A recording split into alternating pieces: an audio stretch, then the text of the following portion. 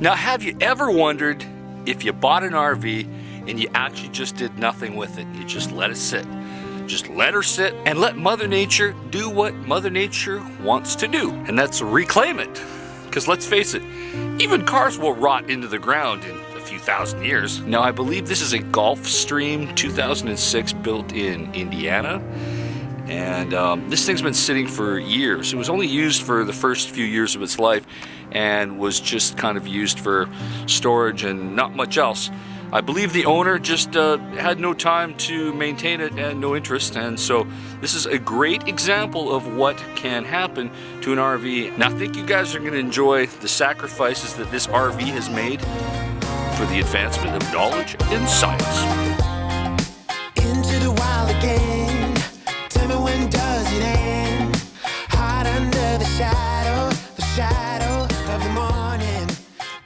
Now, when you first come in, you realize it's just being used for storage, and the smell of mold and mildew is profound. But let's give you the tour, and I'll explain a few things that have happened. This is the front bedroom, and yeah, it's quite dirty, lots of warping of the walls.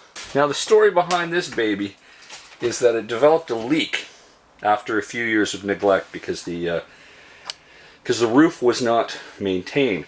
So with the roof not being maintained, the floor rotted out. There's a new floor in here, but because the original problem wasn't fixed, even the replacement floor is completely destroyed. Take a look at that. Compare it to what the floor replacement looks like over here, where the water has not destroyed it. Of course, original linoleum there. So let's get the full tour.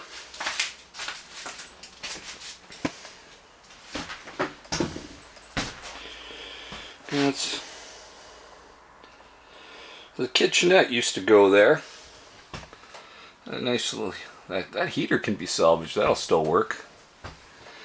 And of course, this unit had the popular bunk beds in the rear.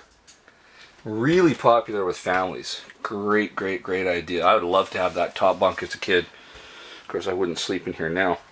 Now, if you look carefully at the cabinets here, there are mold spores all over the wall. Hence the reason that this RV is not suitable for human habitation.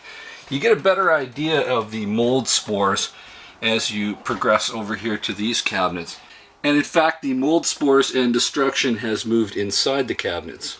And I am correct, this is a Gulfstream coach made in Indiana, and it's a 2006. Do not be fooled. This RV has looked in this condition for quite a few years. Tell me, when does it end? My heartbeat calls your name. Covered by the starlight, it's alright.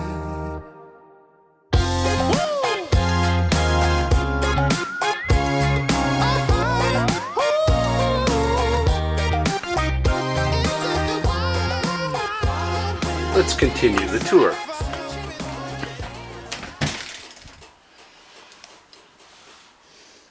Fairly dry inside that cabinet.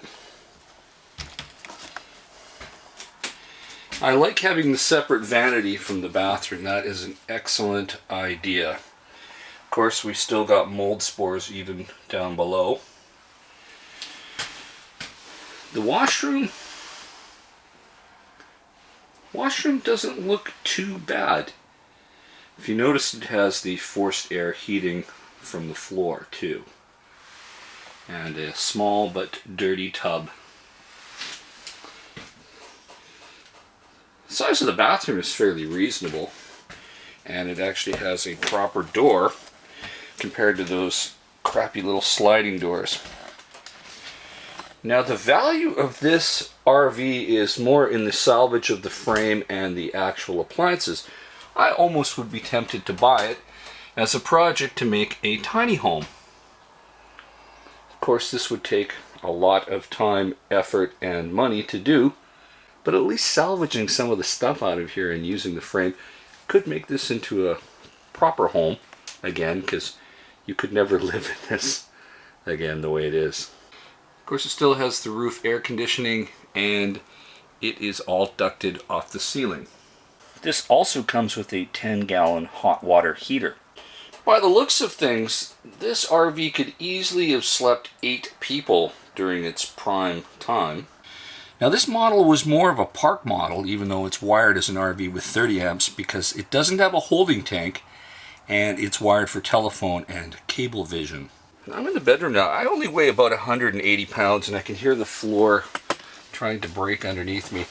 But here's a great example of what happens to an RV that is just left to die with no roof maintenance at all.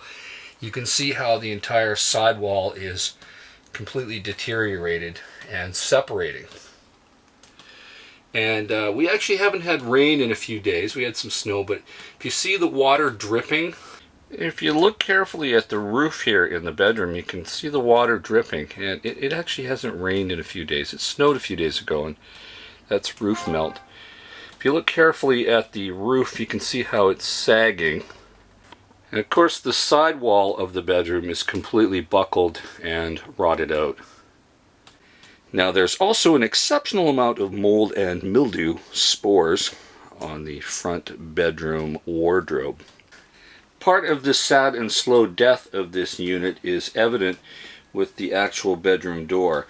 If you notice how it warps down like that, because it was completely saturated with water and removed and just thrown in here. And a little more evidence here on the wall how it is completely separated and started buckling inward. Well, it's nice to get out of there and breathe non-mildew air. Well, the thing I want you guys to all take from this video is that you have to maintain the roof all the time. If you get a leak, you got to fix it immediately. There is no practical way to repair or fix RVs in this condition. No large amount of money justifiably spent could actually fix this RV. You're better off just buying another new one. So in the meantime, folks, stay safe, do some roof maintenance, and keep your wheels to the ground. I'll talk to you soon. Over and out.